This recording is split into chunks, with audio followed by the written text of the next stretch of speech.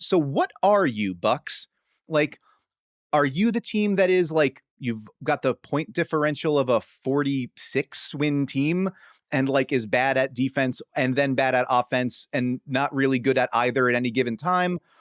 Or are you like the 35-21 team with an MVP candidate and like an all NBA, flamethrower and a coach who's been there before, which take it or, whatever. And the Bucks themselves seem, if not ill-prepared, maybe like unwilling to offer clarity on that matter. Doc Rivers is out there publicly being like, I literally don't understand why they hired me. Flummoxed by this whole development. Giannis is giving quotes where he's like, it's Dame's team. I'm riding with Dame. Like, we have, I think, broadly coalesced around the idea that Chris Middleton is like the big swing factor for the Bucks, in part because we've established as givens that Giannis and Dame are going to be there.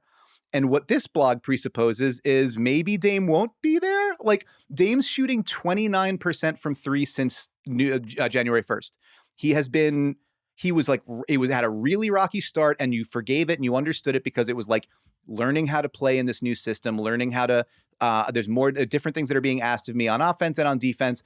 There's so much more comfort and so many more reps that Giannis has with Chris Middleton.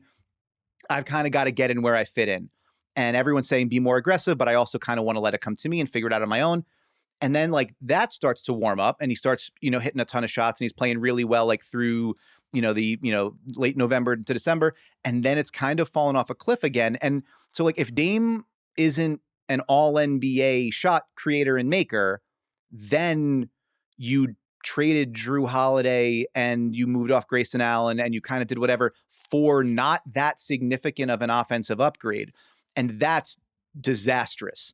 And I think that there's reason to believe in Damian Lillard, but it's also kind of interesting that a guy who is as decorated and as venerated and as like deep into his career as Dame is now kind of a pretty big question mark in terms of where this team can go, as opposed to, like the exclamation point I think everybody expected him to be.